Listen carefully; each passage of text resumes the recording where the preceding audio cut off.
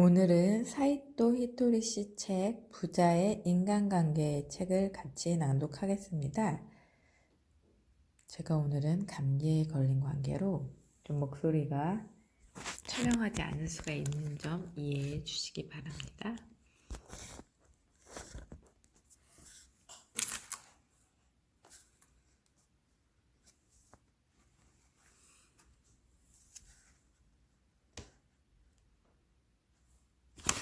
읽겠습니다.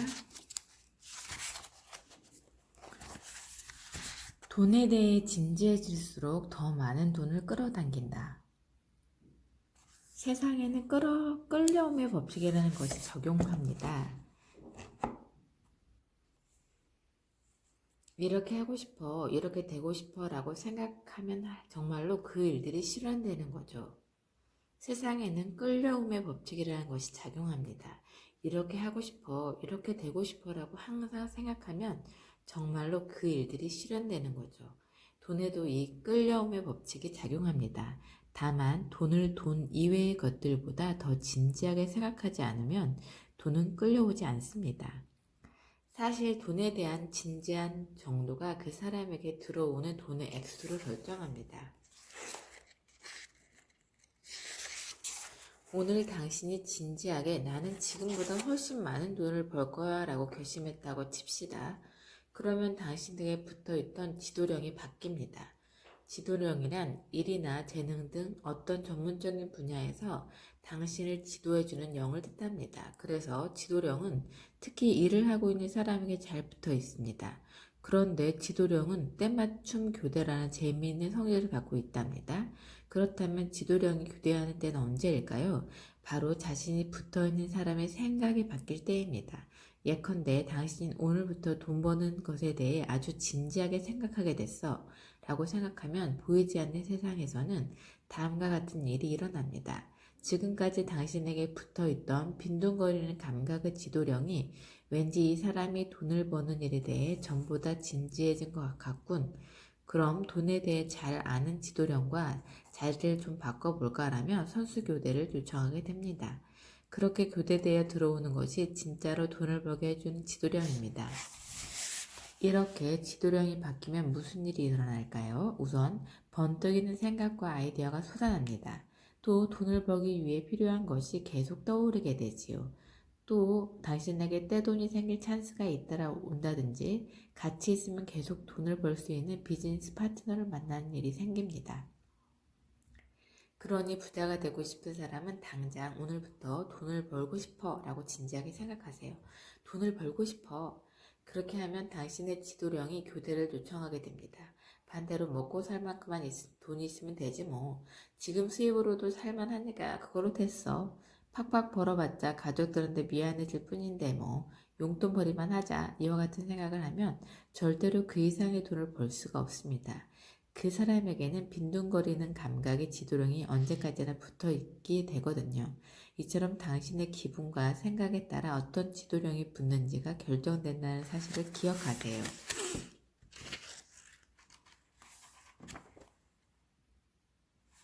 나는 돈을 벌고 싶어. 그리고 멋지게 삶을 살고 싶어. 이렇게 말로 하고 감각해 보라고 합니다.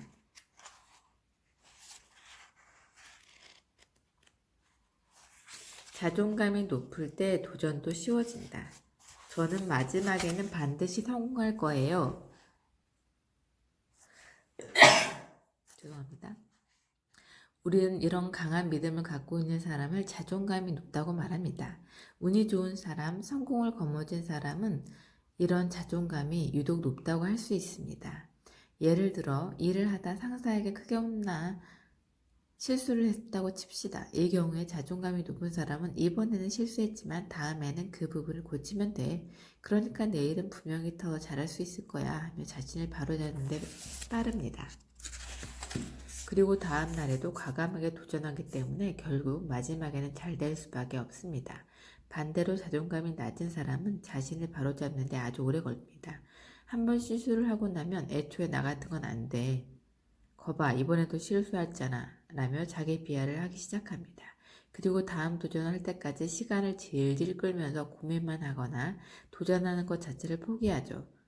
그러나 이 사실을 잊지 마세요. 지구는 행동의 별입니다. 따라서 행동을 해야만 모든 행복과 재수와 운이 들어오게 됩니다. 따라서 운이 좋은 사람이 되려면 몇 번이라도 과감하게 도전해야 합니다. 운이 좋은 사람이 되려면 몇 번이라도 과감하게 도전해야 합니다. 솔직히 말씀드리면 운세를 높이는데 행동하는 것 말고는 특별한 비법이 없습니다. 또 자신 안에 자존감을 항상 가득 채워놓아야 합니다. 그러려면 무엇을 해야 할까요? 스스로를 칭찬해야 합니다. 적절한 타이밍에 남들로부터 칭찬받는 경우는 많지 않기 때문입니다. 그런데 운이 별로 좋지 않은 사람들은 이렇게 생각하곤 합니다. 누군가가 칭찬해주지 않을까? 누군가가 인정해주진 않을까? 그들은 그렇게 생각하면서 계속 자신만의 껍질 속에 틀어박히죠. 하지만 스스로 알을 깨고 찢고 깨서 밖으로 나오려면 반드시 자기 자신을 칭찬해야 합니다. 나는 말이지 훌륭해. 나는 말이지 대단해. 나는 말이지 뭐든 잘해. 나는 말이지 마지막에는 꼭 성공할 거야. 하루에도 몇 번씩 이런 말을 하면서 자존감을 높이도록 합시다. 우리 언니가 이렇게 자기는 다 잘한다고 말하는 모습이 겸손하지 못한 것 같아서 제가 자주 뭐라고 했는데 절대 그러지 말아야 되겠습니다. 스스로를 칭찬하는 것은 자존감을 높이는 훌륭한 방법이었네요. 상식에서 벗어나면 운이 좋아진다. 성공을 붙잡는 방법을 공부해도 운이 계속 좋아지지 않는 사람들이 있습니다. 그런 사람의 특징은 상식을 신경 쓴다는 것입니다. 이건 상식에 어긋나. 세상은 눈에 신경 쓰여. 남들이 어떻게 생각할지 모르겠어. 이렇게 상식을 일일이 신경 쓰고 있다면 시간이 아무리 지나도 진심으로 즐거운 삶을 살 수 없습니다. 만약 세상은 상식이란 게 맞는다고 한다면 지금 일본에 이렇게나 불행한 사람들이 많지는 않을 겁니다. 그럼 상식만으로는 행복할 수 없다는 건 어떤 것을 의미할까요? 이는 상식이란 것을 다시 한번 생각해보지 않겠습니까? 라고 하는 신으로부터 온 알람이라고 할 수 있습니다. 나는 평범한 게 좋아 라고 한다면 상식을 신경 쓰는 것도 중요합니다만 만약 나는 평범함을 넘어서 특별해지고 싶고 정말 행복해지고 싶어 라는 마음이 있다면 상식을 버리지 않고는 불가능합니다. 오늘 더 좋게 만들기 위해서는 상식을 뛰어넘는 사고를 해야 합니다. 이 말을 가슴속에 꼭 새겨두고 모든 일에 적용해보세요. 나는 평범함을 넘어서서 특별해지고 싶고 정말 행복해지고 싶어 이런 생각을 한다면 상식을 뛰어넘는 사고를 해야 합니다.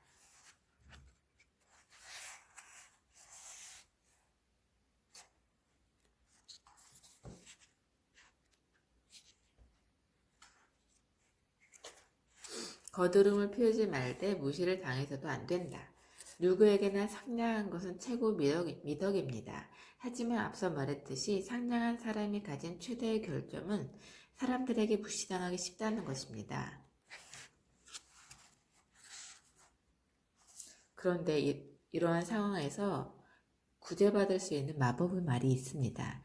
이런 경우에도 통하는 좋은 말이란 게 있기는 한가요? 라고 생각하시겠죠? 하지만 실제로 그런 말이 있답니다. 거들은 피어서도 안 되고 무시당해서도 안 된다. 이 말을 하루에 100번 자신에게 말해주세요. 거들은 피어서도 안 되고 무시당해서도 안 된다. 거들은 피워서도 안 되고 무시당해서도 안 된다. 이 말을 반복하면 어느 횟수를 넘어서고 나서부터 굉장한 일이 일어납니다. 어떻게 해서 무시를 당하지 않을지 그 구체적인 해결책이 갑자기 떠오르거든요. 사람의 두뇌는 자신이 입에 담는 말과 딱 맞아떨어지는 방법을 현실에서 찾아내도록 설계되어 있기 때문입니다. 사람의 두뇌는 자신이 입에 담는 말과 딱 맞아떨어지는 방법을 현실에서 찾아내도록 설계되어 있기 때문입니다. 당신이 무시당하면 안 돼라고 말할 때마다 뇌는 엄청난 속도로 회전하면서 어떻게 하면 무시당하지 않을까를 생각하고 그 방법을 찾아냅니다. 그러다 문득 그 방법이 떠오르게 되죠. 남편에게 맞던 부인은 아이들을 데리고 집을 나가는 방법을 생각해냈을지도 모릅니다. 상사에게 욕설을 받던 사람은 더 이상 욕먹지 않게 실력을 늘리는 해결책을 떠올릴지도 모르지요. 같은 반 아이들에게 따돌림을 당하던 초등학생은 부모님께 왕따를 당하고 있다는 사실을 말하고 같이 학교에 가보는 솔루션을 생각해냈을지도 모릅니다.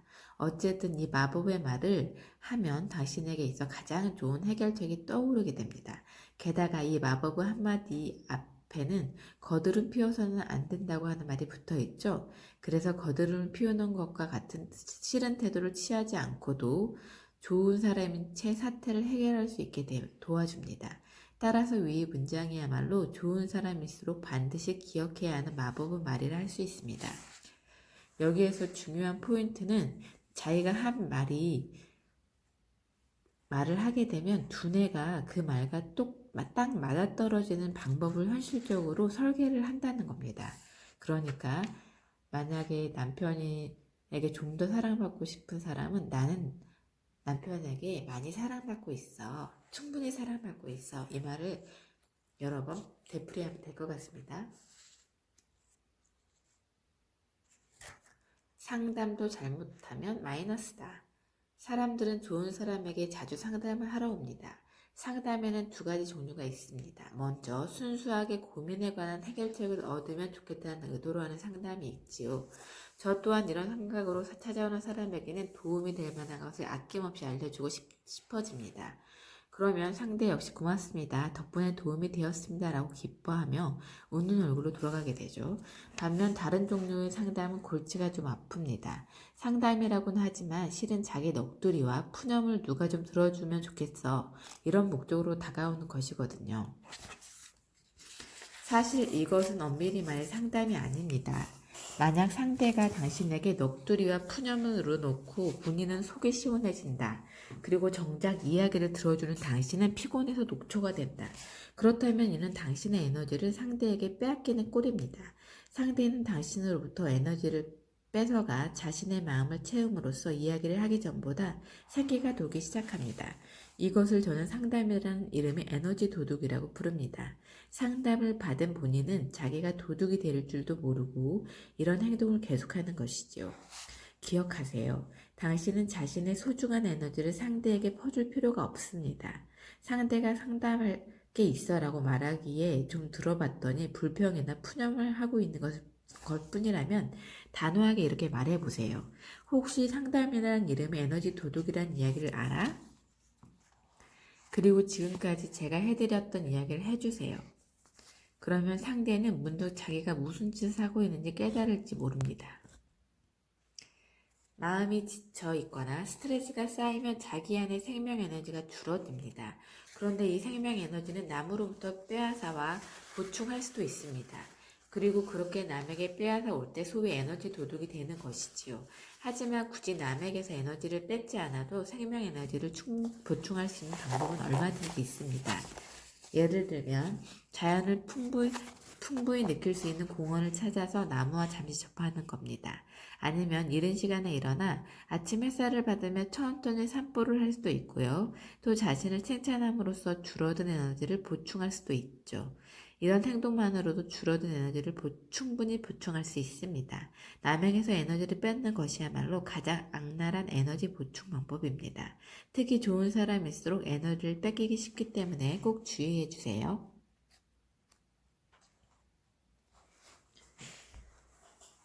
사람은 변하지 않는다고 각오하면 편하다.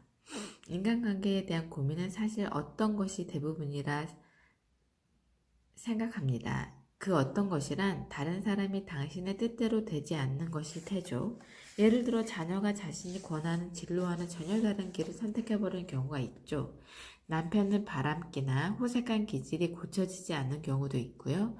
연세가 있는 부모님이 몸에 안 좋은 것만 드셔서 암만 주의를 드려도 끝까지 고집을 부리는 경우도 있습니다. 이처럼 다른 사람이 생각대로 되지 않는 사례를 찾아보면 잔뜩 있습니다. 그런데 이렇게 다른 사람이 생각대로 되지 않는 경우에 왜 항상 이런 식일 거야 하며 하늘에 대고 화만 내는 사람이 있습니다. 반면 내가 그 사람을 꼭 바꿔보겠어 라고 의지를 불태운 사람도 있죠. 그런데 이를 꼭 명심하세요. 어느 경우에도 바꾸고 싶은 상대는 절대로 바뀌지 않습니다. 원래 사람은 남을 바꿀 수 없는 존재이기 때문입니다. 바꿀 수 있는 건 나 자신뿐이다. 그렇게 마음 먹는 쪽이 훨씬 편합니다. 덧붙여 남을 바꿀 수는 없지만 바뀌지 않는 이 사람에게 나는 무엇을 해줄 수 있을까를 생각하면 그것이 당신의 영혼에 있어 최고의 수행이 되는 겁니다.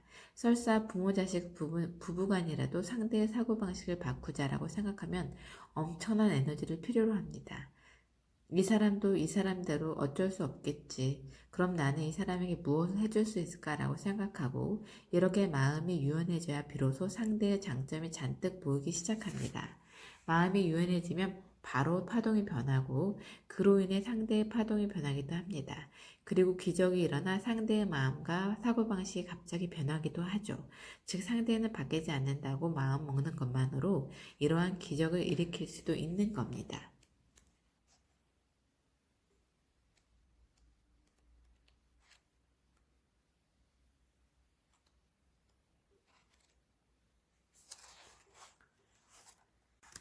내 주위에 좋은 사람만 남기는 비법.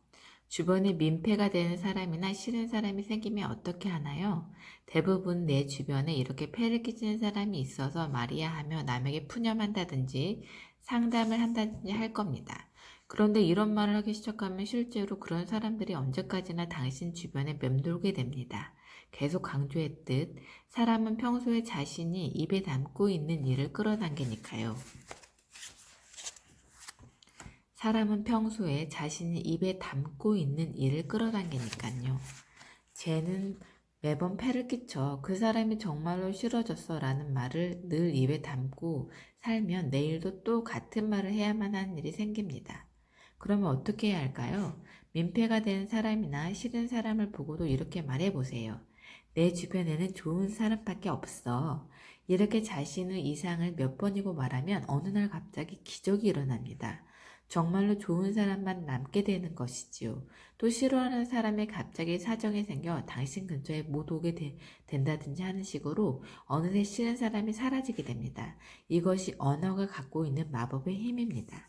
저는 항상 이 언어가 부리는 마법을 사용해 왔습니다. 지금 현실에서 일어나고 있는 일은 아무래도 상관없습니다.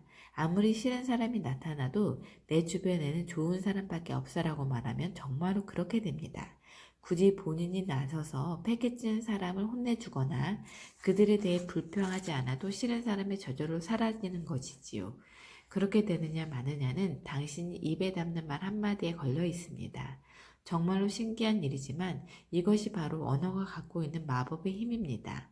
말이라는 것에 깃들어 있는 헤아릴 수 없는 만큼 큰 힘이라고 할 수 있죠.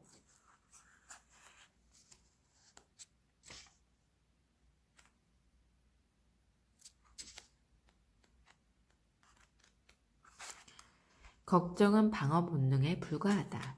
곤란한 일이 생겨 앞날이 깜깜할 때마다 지금부터 앞으로 쭉 이 상태가 이어지는 건 아닐까? 점점 더 나빠지는 건 아닐까 하며 끊임없이 걱정하는 사람이 있습니다. 하지만 잘 생각해보면 이건 아직 일어나지도 않은 일에 대한 걱정입니다. 즉, 아직 일어나지도 않은 일에 대해서 부정적인 상상을 계속하고 있다는 뜻이지요. 일어나지도 않은 일을 가지고 나쁘게 생각하면 당신의 소중한 에너지가 점점 소모됩니다. 그리고 그 에너지를 운을 좋게 만드는 일에 쓸 수 없게 되죠. 애초에 걱정이라는 마음은 나쁜 것이 아니었습니다. 우리가 태어날 때부터 갖고 있는 방어 본능이라 할 수 있거든요. 아주 먼 옛날 인간이 집이라는 울타리 밖에서 살던 시절에는 작은 소리가 나도 맹수에게 습격받지 않도록 서둘러 도망가야 했습니다. 또 추울 때는 얼어 죽지 않도록 서둘러 이불거리나 먹을거리를 모아야 했죠. 그러한 몸을 지키기 위한 본능이 걱정이라는 능력이 되어 지금은 우리에게도 남아있는 것입니다. 하지만 지금 우리에게는 안전하고 따뜻한 집이 있습니다. 옷도 싼 걸 많이 살 수 있고요. 먹을 것도 편의점에서 바로 살 수 있습니다. 따라서 우리의 마음을 덮쳐오는 걱정이란 건 그렇게까지 심각하게 생각하지 않아도 될 것들이 대부분입니다. 걱정이 많은 사람들은 걱정이 밀려오면 잠을 이루지 못하기도 하죠. 그럴 때는 웃으면서 나는 말이지 정말 대단해. 먼 옛날에 방해 본능이 끼어났잖아 라고 생각하세요. 에너지를 가능한 한 걱정으로 뺏기지 않는 것이 운을 좋게 만드는 비법이기도 합니다. 에너지를 가능한 한 걱정으로 뺏기지 않는 것이 운을 좋게 만드는 비법이기도 합니다. 부정적인 말은 에너지를 빼앗는다. 나는 뭐래도 운이 좋아지지 않아 라며 한탄하는 사람들이 있습니다. 이럴 때는 원인을 생각해야 합니다. 그럼 그렇게 한탄하는 사람들의 운이 좋아지지 않는 이유는 무엇일까요? 바로 부정적인 말을 자주 사용하고 있다는 점입니다. 나는 왜 이렇게 재수가 없지? 나는 왜 이렇게 운이 나쁘지? 분명히 또 나쁜 일이 일어나겠지? 이런 부정적인 말을 하게 되면 당신은 몸속에서 에너지가 빠져나가 버립니다. 이를 증명하는 재미있는 실험을 한번 해봅시다. 검지와 엄지로 동그라미를 만들어 재수없다 재수없다 했더니 뚝 하고 끊어졌다고 합니다. 재수가 좋아 재수가 좋아 했더니 좀처럼 엄지와 검지가 힘이 잔뜩 들어가 좀처럼 떨어지지 않았다고 합니다. 이 테스트로 알 수 있는 것은 그 사람이 입에 담는 말에 따라 몸에 힘이 들어가는지 빠지는지를 간단히 알 수 있는 방법이죠. 재수가 좋아라고 말하는 것만으로 검지와 엄지에 힘이 꾹 들어간다는 건 무엇을 뜻할까요? 그렇게 말하는 것만으로도 몸속에서는 신기한 힘, 즉 재수의 힘이 채워진다는 것을 뜻합니다. 반대로 재수가 없어라고 부정적인 말을 하는 것만으로 몸속의 힘이 빠지고 의욕이 사라지게 되죠. 아시겠습니까? 부정적인 말을 하면서 생활한다는 것은 몸속의 힘을 빠지게 하고 가장 약한 상태로 살아가게 된다는 것을 뜻합니다. 이런 약한 상태로 살아가면 누가 조금만 신경 쓰이는 말을 하거나 조금이라도 불안해지는 이야기를 해도 금방 마음이 닫혀버립니다. 그래서 부정적인 생각이 점점 더 증폭되는 겁니다. 그렇기에 말이란 중요합니다. 기분이 우울할 때 나는 재수가 없나 봐라고 말하는 것은 간단합니다. 하지만 그렇게 말하는 순간 몸속에 힘이 점점 빠져나가 가장 약한 상태가 된다는 점을 잊지 않았으면 합니다. 반대로 난 정말 재수가 좋아라고 말하는 것만으로도 몸속에 힘이 차올라 마음이 튼튼해질 수 있습니다. 그런 상태의 사람에게는 그야말로 재수가 있는 일만 계속 일어나게 됩니다. 그러니까 부정적인 말이 아니라 긍정적인 말을 하면 에너지가 솟아나겠네요.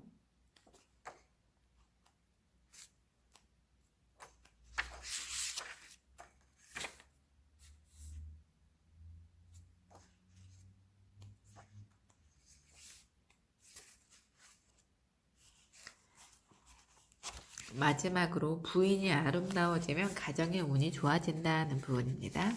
아시다시피 여성이라는 존재는 옷이나 화장품 쇼핑을 아주 좋아합니다. 저게 나한테 어울릴까? 집에 있는 옷과 맞춰 입으면 예쁘지 않을까와 같은 생각을 하다 보면 시간 가는 줄 모르고 푹 빠지게 되지요.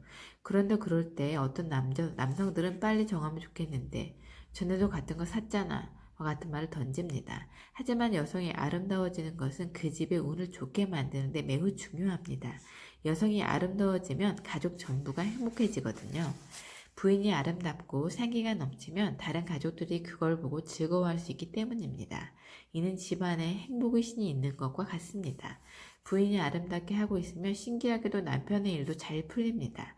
그래서 여자는 아름답게 하고 있는 것이 일입니다. 게다가 여성은 꾸미는 일을 생각할 때 갑자기 기운이 솟아나기도 합니다. 이와 관련해서 재미있는 에피소드가 있습니다. 교토 어떤 집에 할머니가 병에 걸렸습니다. 의사가 오래 가기 힘드실 것 같습니다 하고 했고 그래야 할머니는 자리 보존을 하고 있었다고 합니다. 어느 날 그 집에 옷가게에서 일하는 사람이 와서 이런저런 옷감을 내놓고 식구들에게 보여주었습니다. 그러자 안에서 누워있던 할머니가 벌떡 일어나더니 그 옷감을 보고 이것도 좋겠네, 저것도 괜찮은데 하면서 기뻐하는 것이 아니겠습니까? 그러더니 장롱에서 돈을 꺼내와 나 이 옷감으로 기모노 좀 만들어 주시오 하며 새로운 기모노를 주문했다고 합니다. 그때부터 할머니는 새로운 기모노를 두근두근하며 기다렸습니다. 그랬더니 이게 웬일입니까? 병이 나아서 건강해졌다는 겁니다. 아시겠습니까? 여성이란 그 정도로 꾸미는 걸 좋아하는 존재입니다. 그러니 남성은 부인이 몰래 원피스 한 벌을 샀다고 화내면 안 됩니다. 여성에게 이제 옷 좀 그만 사 라고 하면 일할 마음도 없어지고 기운도 빠져버립니다. 집에 그 운을 좋게 하려면 부인을 아름답게 만들어서 행복의 신으로 삼아 봅시다. 너무 좋은 생각이죠? 집에서 아름답지 않게 하고 있지 말고 집에서도 아름답게 해서 가족들이 행복해지게 하면 좋겠습니다.